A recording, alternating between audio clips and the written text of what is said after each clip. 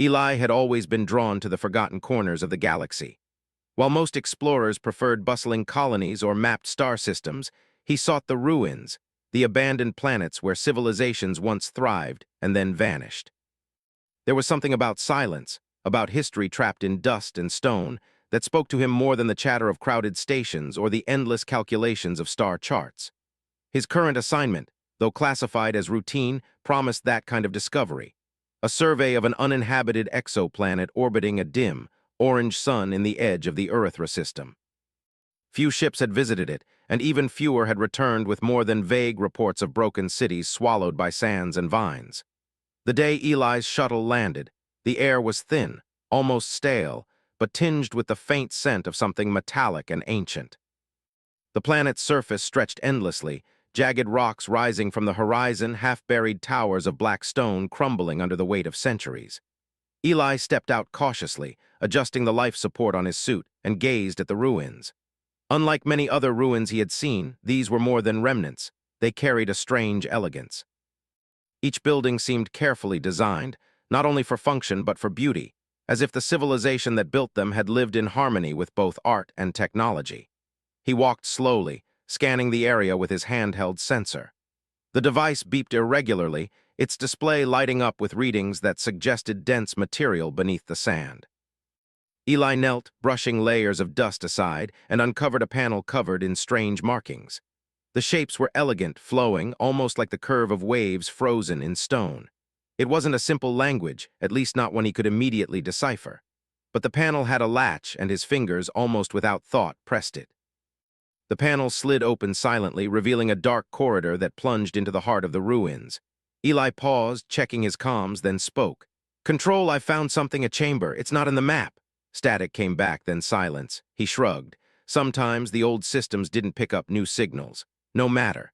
Eli activated his portable lights and stepped into the darkness. The air inside smelled different, older, colder, but strangely sweet.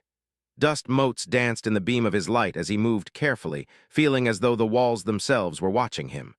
The corridor ended at a large chamber, circular and vast. In the center stood a statue, unlike anything Eli had seen before. It depicted an alien woman, tall and slender, her posture regal, her expression serene. Her eyes were carved with precision so fine that they seemed alive, shimmering faintly in the light. Even the smallest details, the curl of her hair, the folds of her robe, were so perfect that it felt as though she might step down from her pedestal and speak. Eli's breath caught in his throat. He circled the statue, his gloved hands trembling slightly as he took in the craftsmanship. The plaque at the base was worn but readable. Lyra, princess of the Astral Dynasty, protector of the Earthra worlds. The date of creation, translated by his sensor, shocked him. 990 years ago. Nearly a millennium, and yet the statue appeared untouched by time. Eli crouched and touched the cold marble, marveling at the sensation. He had studied alien artifacts for years, but nothing like this. There was something almost sentient in the way the marble seemed to hum beneath his fingertips. The curiosity that had driven him here surged, a mix of fear and excitement. He leaned forward instinctively, brushing his lips against the statue in a gesture half playful, half ritualistic. A sharp warmth spread through his body. Eli froze, his heart racing. The statue's eyes shifted, blinking slowly, deliberately. And then a voice, soft and melodic, whispered directly into his mind. "You are awake."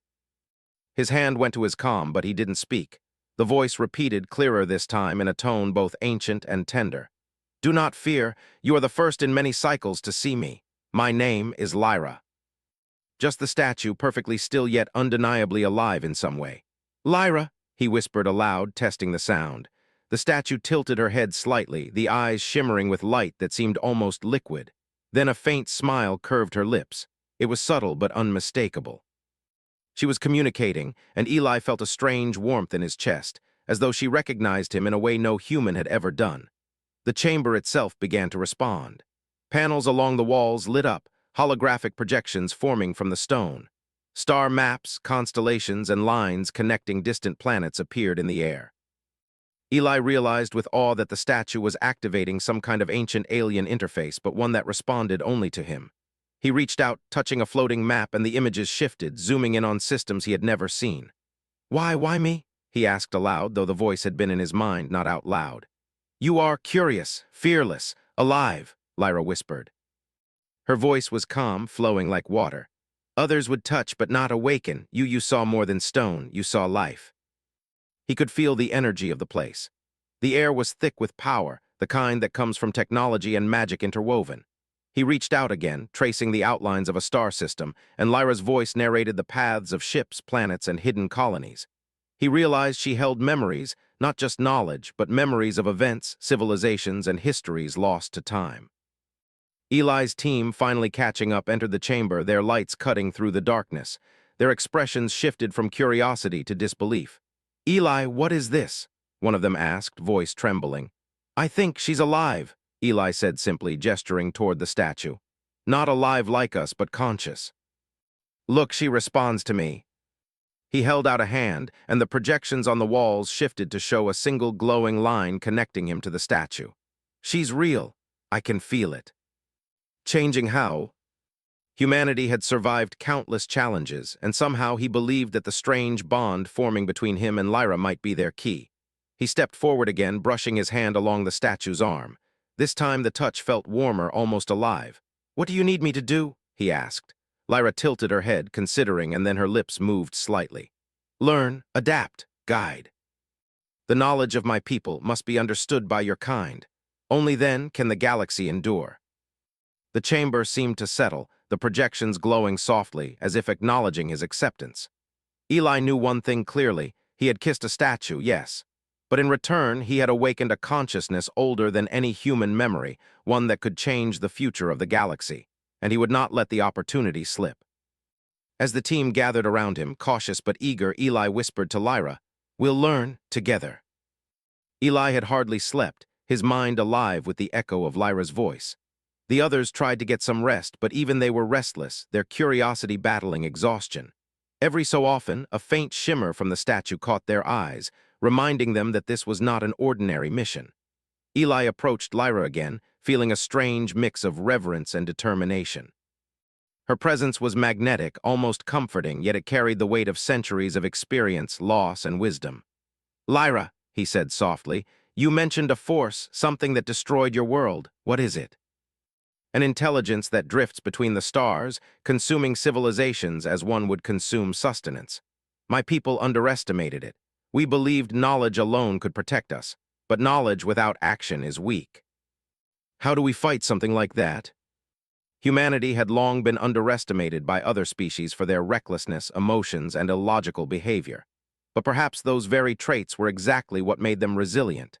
Eli felt a surge of hope. He turned to his team. "She's not just a statue. She has knowledge of an entire civilization, their technology, their mistakes. If we work with her, we might be able to prepare for this force." "How do we know it isn't some kind of trap?" Lyra activated holographic interfaces embedded in the stone, showing maps of star systems, energy grids, and ancient fleets. Eli's mind raced, trying to absorb everything. The alien technology was far beyond anything humans had yet discovered, but it was also elegant and logical in a way that made it comprehensible to those who could think creatively. He realized why Lyra had singled him out.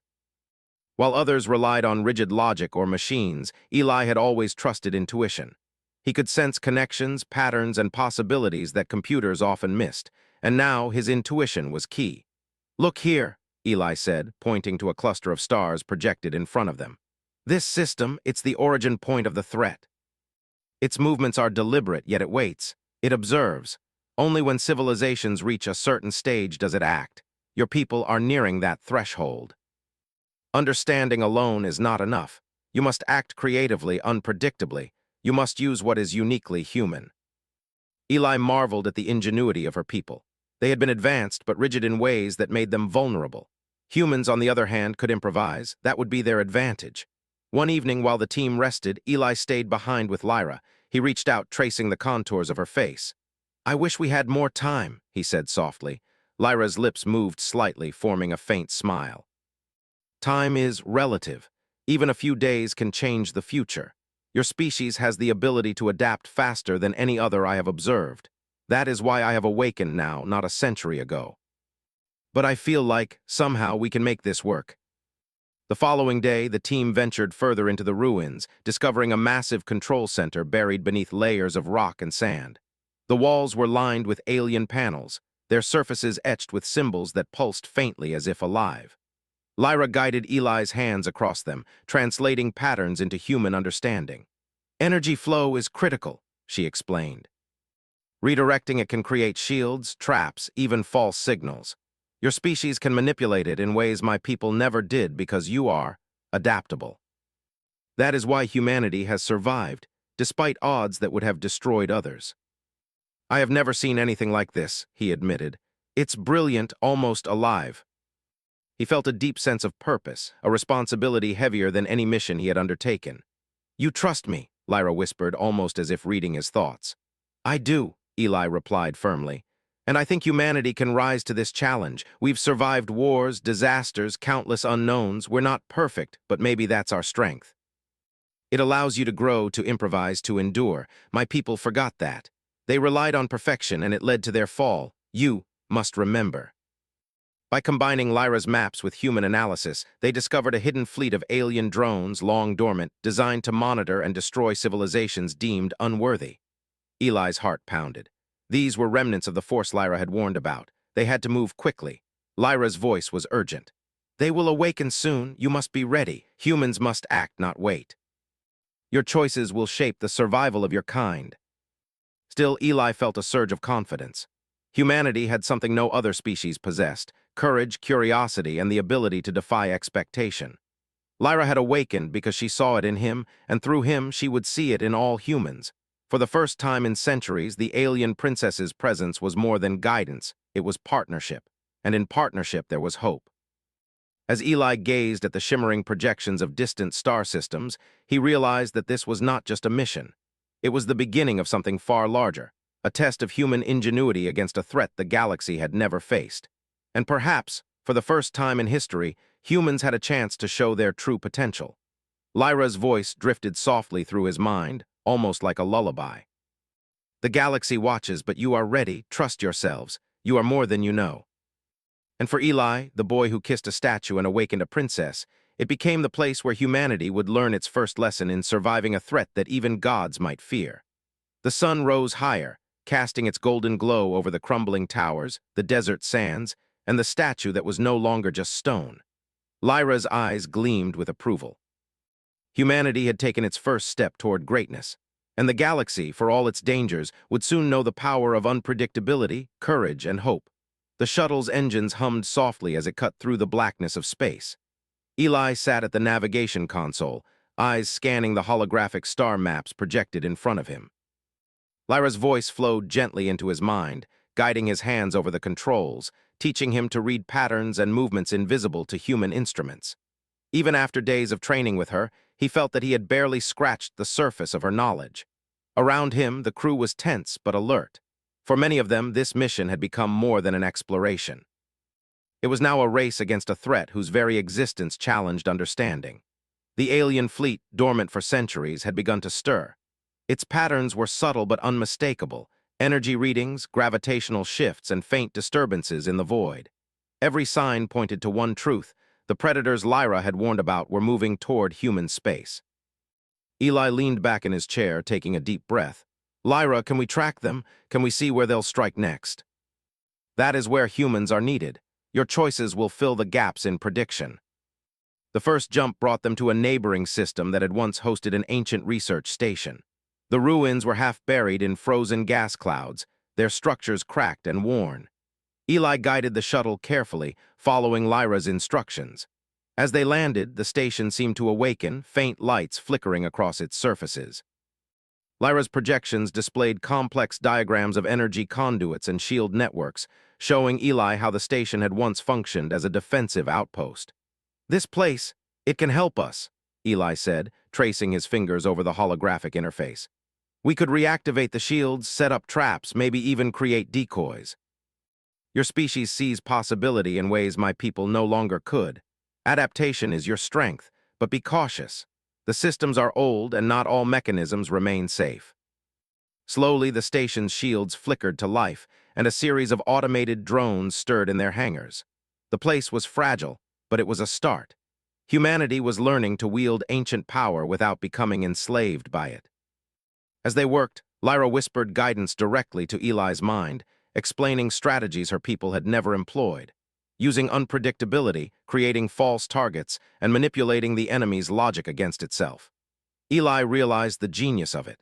Humans could act in ways the alien fleet could never anticipate because they did not follow strict patterns. By the time the station was partially operational, the crew had begun to feel a strange confidence. For the first time, they were not merely observing alien technology, they were controlling it, and they were doing so in a way that no other species could replicate. That night, Eli wandered alone through the ruined corridors of the station. Lyra's statue glowed faintly beside him, her eyes reflecting starlight through broken windows. "You have learned much in a short time," she said softly. "But learning is not enough. You must understand the consequences of every action." "We'll find a way." Eli's mind worked furiously, combining her predictions with his intuition.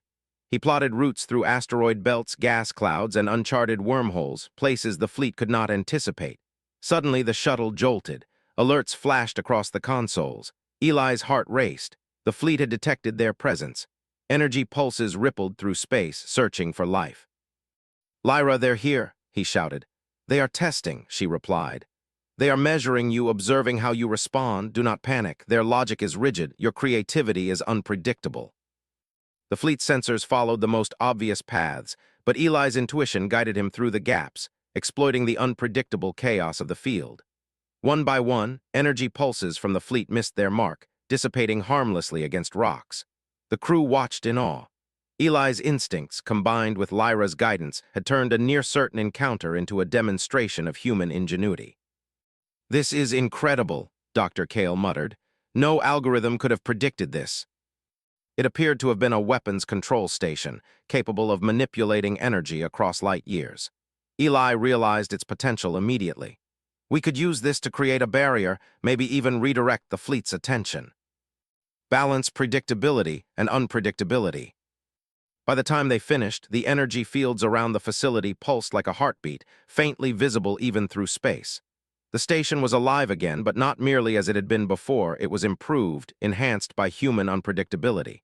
Eli stepped back, his eyes meeting Lyra's. "We did it. We're ready." "They will probe, they will seek weakness. You must not be afraid to improvise."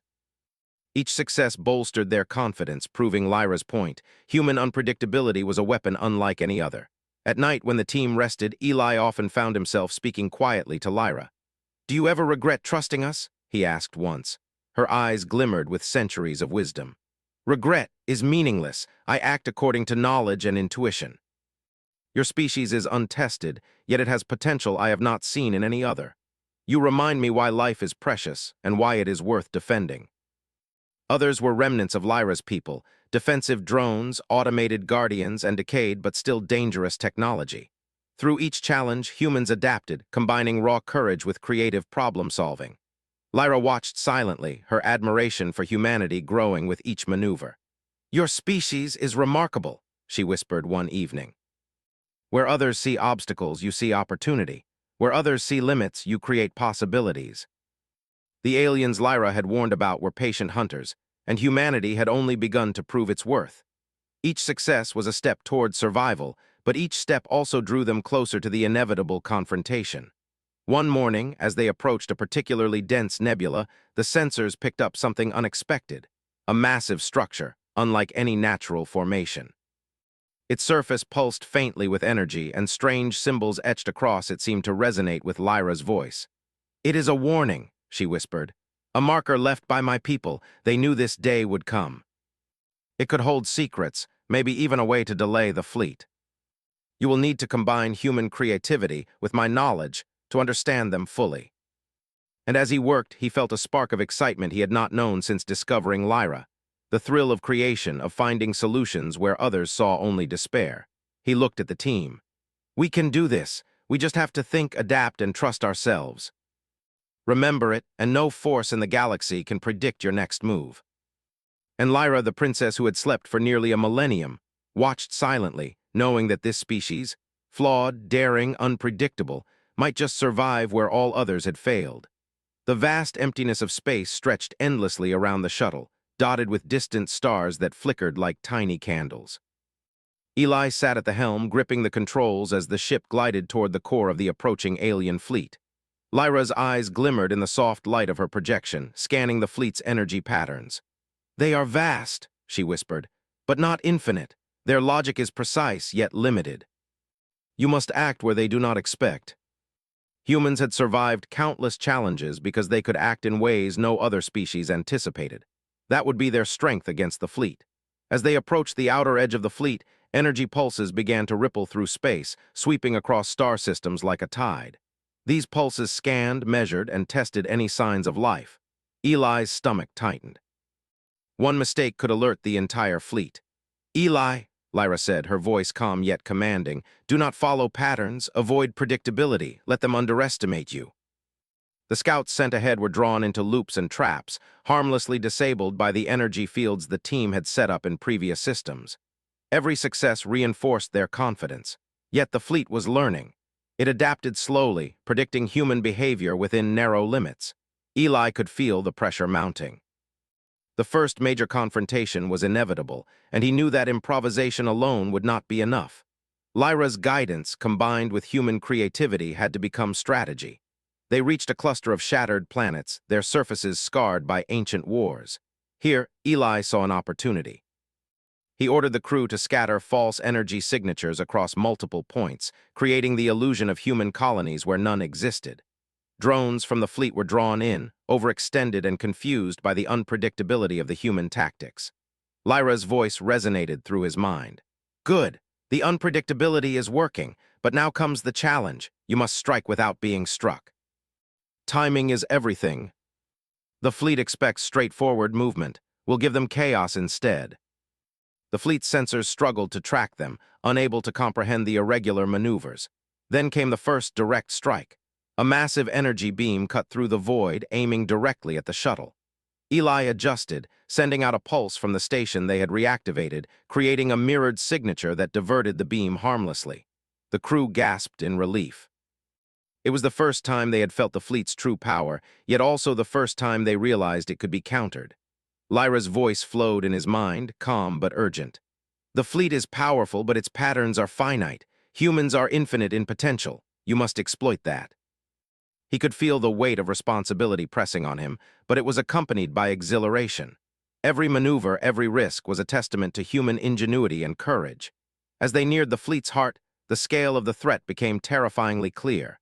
Massive ships, energy pulsating along their hulls, moved in precise formations. Drones swarmed like a living cloud, testing and probing every approach. The humans would need to act in perfect harmony, yet remain unpredictable enough to exploit the fleet's rigid logic. Eli turned to the crew. "We know what we have to do," he said. "We're not just running or hiding. We're teaching them that humans cannot be predicted." Lyra projected additional instructions, showing how ancient weapons could be repurposed. "These systems were designed to protect worlds, but they were rigid," she explained. "Humans can improvise, use the unpredictability to turn the weapons against them." Energy conduits were rerouted, and the fleet's drones began to collide with each other, creating chain reactions. Explosions flared in the darkness, lighting up the void with sparks of energy. For the first time, the humans had gained the upper hand, not through brute force, but through creativity and improvisation. But the fleet was not defeated. It adapted, sending massive waves of energy toward the humans' position. The shuttle's shields flickered under the strain. Eli felt panic rising, but Lyra's voice calmed him. "Do not panic. Predictability is weakness. Use your instincts." The human unpredictability gave them a temporary advantage. From this position, Eli directed energy pulses through the stations, creating a feedback loop that disrupted the fleet's coordination. The central ships shuddered, their formations breaking apart. Drones collided, weapons malfunctioned, and for the first time the humans could see the fleet's vulnerability. "It's working," one crew member shouted, awe in their voice. Lyra's projection pulsed with approval. "Yes, humans are not limited by rigid logic. Adapt, improvise, and endure. That is your strength." Every move the humans made was creative, adaptive, and unexpected.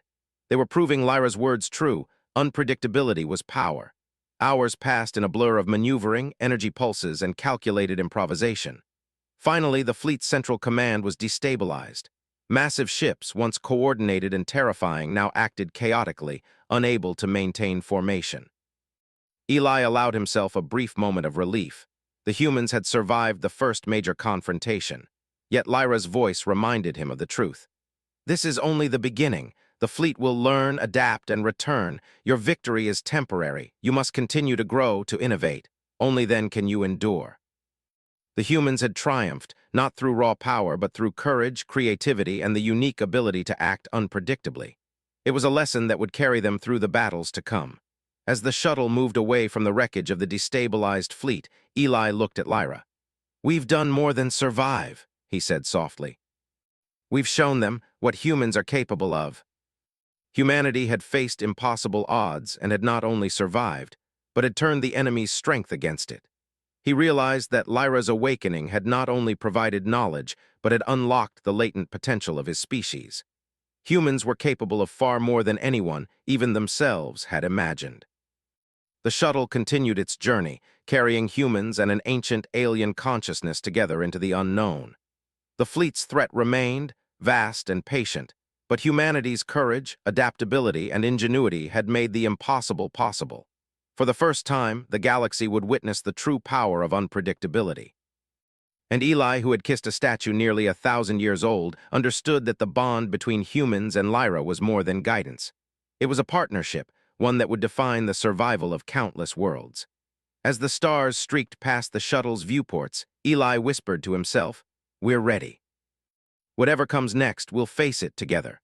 The shuttle cut through the emptiness of space, moving closer to the heart of the alien fleet.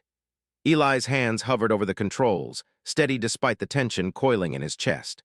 Behind him, the crew worked in silence, focused, trusting in him and in the guidance of Lyra, who now glowed brighter than ever in her holographic form. Every sensor, every calculation was a thread in a delicate web of human ingenuity woven with the knowledge of an ancient civilization. Lyra's voice flowed through Eli's mind like a steady river. "The core is near. The fleet's central intelligence controls all movements. It will predict, calculate, and attempt to trap you. But humans are unpredictable. Trust your instincts and act boldly. Nothing they expect will save them." Eli could feel the pressure of it, a weight that seemed to push against the very hull of the shuttle. The crew tensed, each of them aware that a single misstep could spell disaster. "Prepare the stations," Eli ordered. "Initiate the energy decoys. Draw their attention here while we strike at the core." Energy fields flickered across distant stations, creating illusions of human settlements and fleets. The fleet's sensors responded immediately, converging on false targets. Drones swarmed toward them, only to be met with carefully calculated countermeasures that disrupted their circuits and disoriented their formations. Lyra's eyes glimmered with approval. "Good. You have learned to control chaos. Now use it to create opportunity." Eli took a deep breath, guiding the shuttle into the gaps between massive energy tendrils, weaving unpredictably, daring the fleet to anticipate his moves. The core reacted, firing waves of energy in precise patterns designed to trap the shuttle. Eli countered instinctively, sending energy pulses from the stations to create feedback loops that absorbed and redirected the attacks. The shuttle shuddered as beams grazed its hull, but it held. "We're close," Eli said through gritted teeth. "Keep your focus." Each of them had contributed to this moment, their actions unpredictable yet coordinated with a precision that no algorithm could match. It was the essence of humanity, the combination of creativity, courage, and instinct that no machine could replicate. He took one final look at the core. "All at once," he said.